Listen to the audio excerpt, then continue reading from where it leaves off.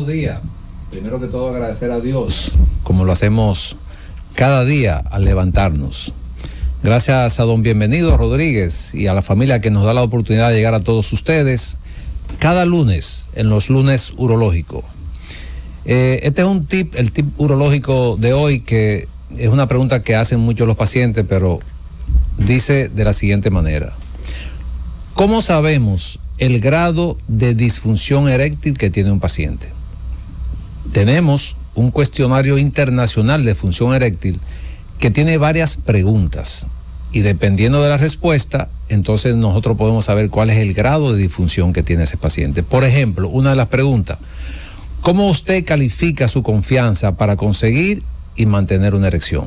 Esa es una de las preguntas. La otra pregunta, por ejemplo: ¿qué grado de dificultad usted tuvo para mantener una erección hasta el final del acto? Y otra pregunta es: cuando intentó tener relaciones, ¿con qué frecuencia fue satisfactoria? Entre otras dos preguntas. Entonces, eso lo sumamos y ahí diagnosticamos cuál es el grado de disfunción que tiene ese hombre. Ante la duda, visite a su urólogo. Muy buenos días, doctora, ¿cómo está? Muy buenos días, gracias por la invitación. Siempre agradecida de estar en este programa junto a ustedes. Quisimos hacer este programa el día de hoy, primero que todo, agradecer de nuevo a la doctora que, pues, aparte de que aceptó la invitación, pues trasladarse hasta aquí para orientar a nuestros radioyentes, como cada lunes tratamos de hacerlo en el campo de la urología. Y es un tema interesante porque cuando se habla de urología casi siempre se piensa del hombre adulto. Sí. Y la urología abarca todo. Entonces por eso quisimos traer a la doctora como invitada, agradecerle que viene desde Santiago, pues a orientarnos y a darnos muchas informaciones interesantes para esos padres, para esos tutores, lo que con el tema que son infecciones urinarias en niños y en niñas. Sí. Entonces, vamos, ¿cuáles son las causas principales que podrían producir una infección, por ejemplo, en un niño? Porque eso impacta mucho y la gente dice, infección en un niño, infección urinaria, como que... Sí, las infecciones urinarias en niños es, vamos a decir, de las infecciones por bacteria más frecuentes en la niñez. Pero a diferencia del adulto, usualmente son o por problemas anatómicos, es decir, un niño que nace con alguna malformación congénita, o problema funcional. Funcional quiere decir que puede ser que haya una alteración en la función de la vejiga, o puede ser que sea un niño que tenga trastornos en los hábitos miccionales, okay, y que por lo tanto eso lo predisponga a infecciones de vías urinarias. Okay, o sea que un niño o una niña que tenga infección, sería bueno que investigara inmediatamente o el pediatra referirlo al urólogo pediatra. ¿Cómo debería procederse en ese caso? Sí, eso va a depender. En caso de que se trate de una infección de vía urinaria con fiebre, se recomienda inmediatamente referir al urólogo pediatra para investigar si hay alguna alteración. Ahora bien, cuando se trata de infección de vía urinaria baja, explicarles en qué consiste, que son aquellos niños que presentan dolor al orinar, que van con frecuencia a orinar, que se levantan de noche a orinar. Cuando hay una segunda infección, ahí debe referirse al urólogo pediatra para investigar si hay alguna razón. ¿Sabes que yo ejercí la urología pediátrica casi por 10 años, pero no la ejerzo ya porque ya están ustedes que son formados ya de manera específica. Sí. Pero a veces veo niños por asunto de probablemente familiaridad, y me llevaron un niño otro día que me impactó mucho, de 8 meses de nacido, o sea, un niño que todavía no tiene, con una hidronefrosis grado 4 en fallo renal. Yo lo valoré, lógicamente lo referí, pero es un niño que tiene un mal pronóstico. Sí. O sea, cuando hablo de fallo renal, para que nuestros radioyentes puedan entender, ese es un niño de 8 meses que ya tiene que ir a trasplante renal porque se le dañaron los riñones. Wow. Por un problema aparentemente congénito, como usted mencionaba anteriormente, doctora, una estenosis, una válvula uretral. Pero que es un niño que no puede quejarse porque es un niño recién nacido prácticamente. ¿Cómo manejamos este tipo de pacientitos que todavía no pueden expresarse, que tienen un daño congénito que no fue diagnosticado, porque ese no fue diagnosticado en su momento, por la razón que sea. ¿Qué debemos los padres estar pendientes o los pediatras, que son los que ven los niños generalmente, para evitar que esto ocurra, que un niño ya a esa edad esté en un fallo renal, que tenga que entrar a diálisis? ¿Qué deben hacer, o qué deben pedirle? ¿Vamos a hacerle un estudio, una sonografía? Sí, bueno, en los últimos años se ha ido manejando en medicina mucho el manejo multidisciplinario. Manejo multidisciplinario es que, por ejemplo, una paciente embarazada la trata su ginecólogo, pero también el sonografista entra en el proceso.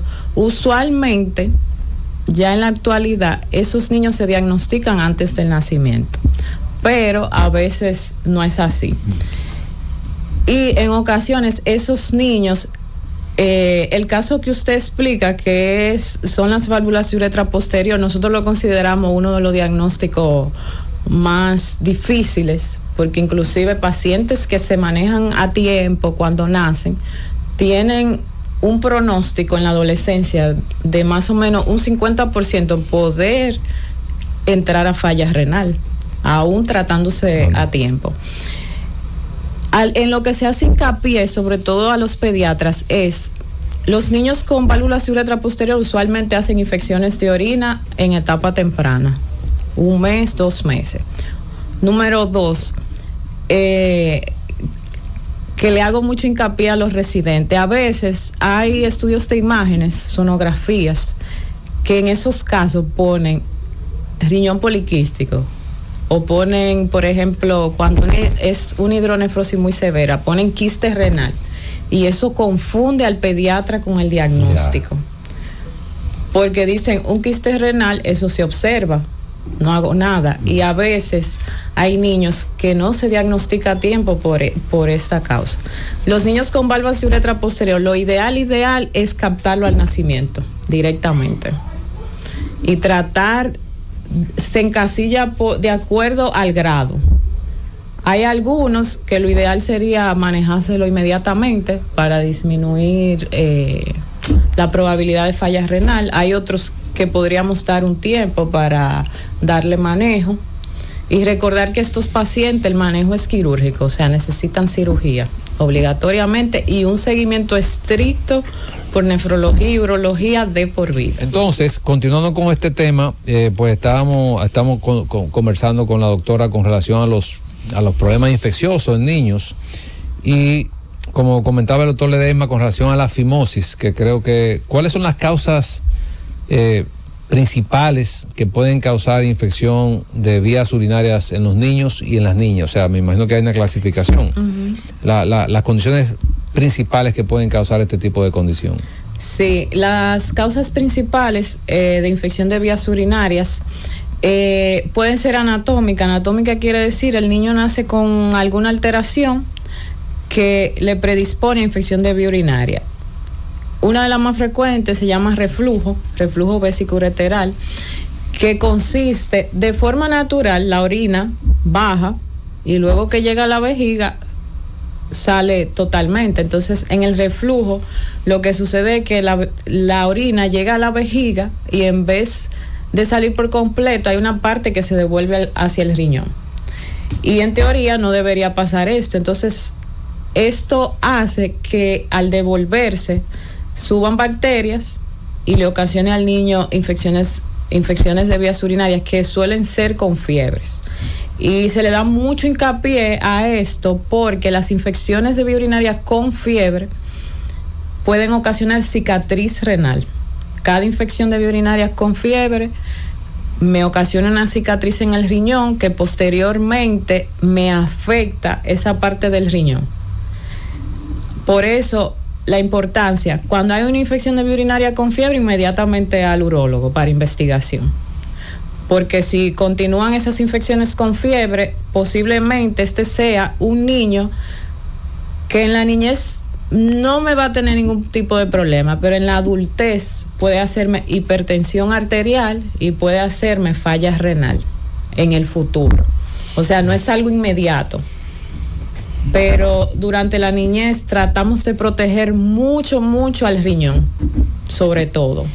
Y con relación, por ejemplo, a esa parte del reflujo, ¿se daña algún sistema? ¿Qué es lo que ocurre? O sea, ¿el reflujo se produce por alguna debilidad o alguna falla del sistema de la desembocadura de los uréteres? Sí, hay un problema en la desembocadura del uréter, que el uréter entra a la vejiga como si fuera en un túnel.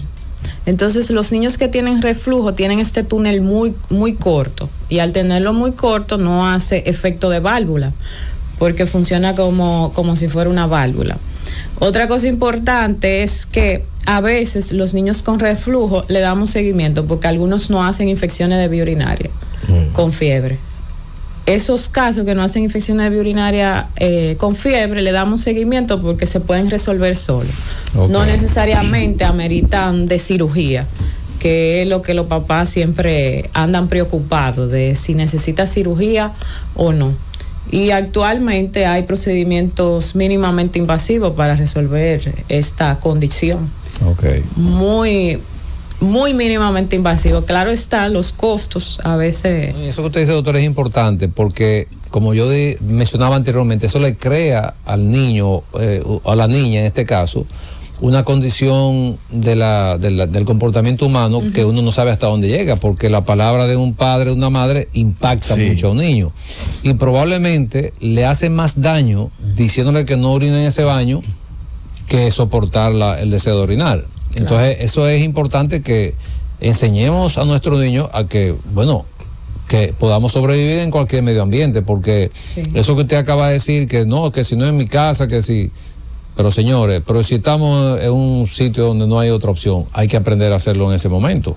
Entonces, yo creo que esa parte también es importante, trabajar en la orientación de los padres, pero también es una condición que yo pienso que también a nivel de los colegios, de las escuelas, porque también se produce mucho daño, y esto no me refiero a nadie, pero se produce mucho daño también en las escuelas, en los colegios. Cuando un niño quiere ir al baño y la profesora o el profesor le dice que no, que tanto va al baño, y lo reportan en vez de investigar. Entonces, estos son informaciones que es interesante que los que la estén escuchando, si son profesores, si son directores, padres, madres, lo que sea, que repliquen este tipo de información, porque esto va a ayudar a que muchos niños, que son el futuro del mundo, y muchas niñas, pues disminuyan esa frecuencia de infecciones de vías urinarias. Sí, y también algo que no le damos importancia, anteriormente utilizábamos mucho en República Dominicana para los niños lo que la gente le llamaba vacinillas. Este tipo de instrumento permitía una micción, o sea, que la orina saliera de forma más fisiológica, que la niña sentándose en el inodoro normal con las piernas colgadas. Eso es una posición antifisiológica, y lo que sucede es que hay una contracción de los músculos pélvicos en vez de relajarse, y son las niñas que puede ser que en la adultez pujen para hacer pipí, aunque no tengan ningún tipo de problema. Que de hecho tuve una paciente adulta hace poco, como de 35 años, que ella dice que en su casa vivía mucha gente y que el baño siempre estaba sucio, y que ella no se sentaba en el inodoro, sino que se ponía como de pie, exacto. Y es una paciente que actualmente hace mucha cistitis, lo que la gente le dice mal de orina, y aparte de eso también sufre de estreñimiento. Wow. Porque ella se creó como un círculo vicioso, ocasionándose alteración en la función de la vejiga por una mala posición. Sí, la doctora Eva Marte es uróloga pediatra, pero también es uróloga general y ve personas adultas, por eso ella hace esa anécdota. Y yo quiero hacer un breve comentario respecto a lo que nos decía anteriormente, y es que el profe decía, en los colegios a veces hay disfunciones miccionales de manera conductual, y ni cuenta se da la gente que está desarrollando eso por esa conducta antinormal y que está agravando tu vía urinaria. Pero incluso el universo de los maestros está propenso a tener disfunciones miccionales, porque ellos son retenedores de orina, porque duran 8 horas dando clase y dicen ellos, si yo astutamente en un sentido, si yo le niego el permiso a los niños, pues yo no puedo estar saliendo. Y fíjate cómo se evidencia eso, y tenemos muchísimos maestros y maestras que tienen problemas por esa mala decisión de no orinar cuando el cuerpo te está diciendo que debes ir a orinar. Bueno, doctor Pablo, llegamos al final del espacio, momento de despedirnos de nuestros oyentes y también de despedir a nuestra invitada. Bueno, pues agradecer de nuevo a Dios que nos permitió concluir el programa, darle las gracias a nuestra invitada especial de Santiago de los Caballeros, doctora Eva Marte Aracena, quien trabaja en Clínica Unión Médica del Norte en Santiago y en el Instituto de Especialidades Médicas de Bonao. Invitar a nuestros oyentes a permanecer en la sintonía porque en breve llega Z Deportes. Cundo, llévatelo.